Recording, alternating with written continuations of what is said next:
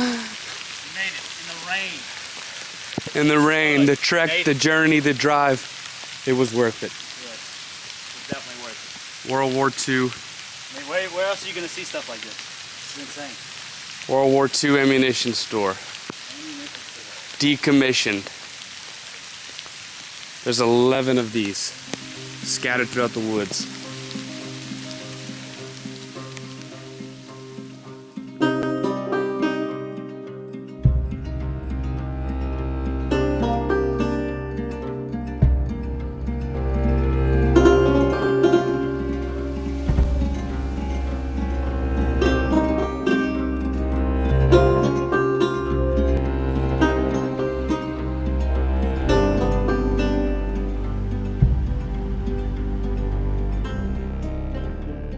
The structures you see in this video are World War II era ammunition depots, located in a heavily wooded peninsula just south of New Orleans in Belle Chasse, Louisiana.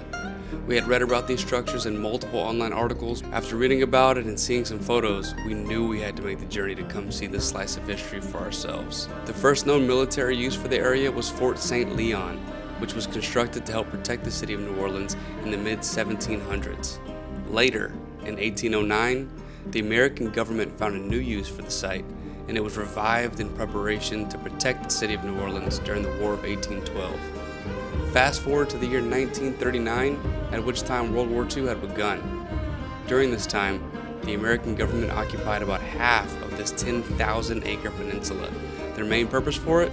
An ammunition storage facility, all to help war efforts. The area was subsequently purchased by the U.S. Navy and commissioned as the Marine Base Naval Ammunition Depot, New Orleans, Louisiana.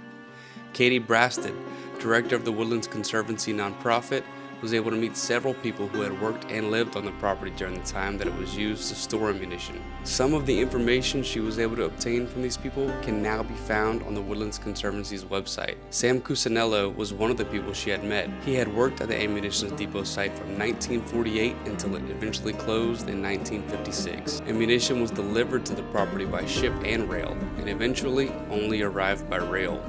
Rail lines are riddled the property and contain what was referred to as areas A and B, where small arms for machine guns and shells were stored. The property shown in this video was once referred to as Area D and was mainly used for storage of black powder used in battleships and torpedo warheads. Unlike areas A and B, Area D was transported to by truck for fear that a spark from rail could cause an explosion. Not just civilians worked here though.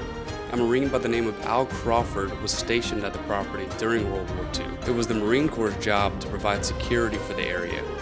Originally, the security force had patrolled these trails you see on horseback, but later the horses were replaced by jeeps. According to Pat Tunstall, the ammunition arrived from Naval Ammunition Depot from the Louisiana Ordnance Plant in Minden, Louisiana. It was sent by rail to be loaded on ships on the Mississippi River, located at two docking areas along the peninsula, formed by Orleans and Plaquemines Parish, and then traveled to the South Pacific during World War II. The property was used again later for similar purposes in 1963, but this time it was for the Korean War. The portion of land once owned by the Louisiana government is now part of a multi-decade project envisioned by Katie Brasted in 1993, who is now the director of the Woodlands Conservancy nonprofit. Brasted spent years exploring this peninsula on horseback, but didn't even find out about the existence of the magazines until 2001.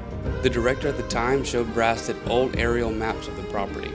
In the aerial map, it revealed a small U-shaped row of structures that she had hoped to preserve for hiking trails.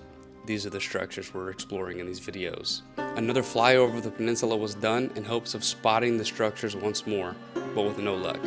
The now heavy canopy of trees were hiding the structures. If they were to find the structures, they would have to do so on foot or on horseback. And at this time, there were no more trails. This meant navigating through a dense forest to find them.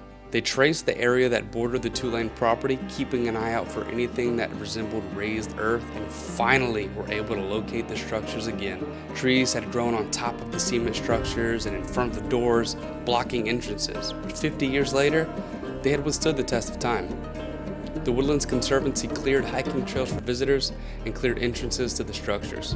Now the Woodlands Conservancy continues to work to preserve the nature trail and the history it holds. If you too want to visit, the trails are open to the public. and the details can be found at woodlandsconservancy.org, which is going to be linked in the description of this video. Thank you.